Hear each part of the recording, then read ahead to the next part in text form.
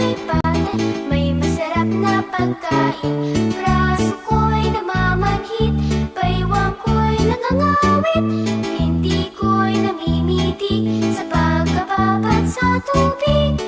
Halina, halina, mga kaliya, tayo'y magsipa.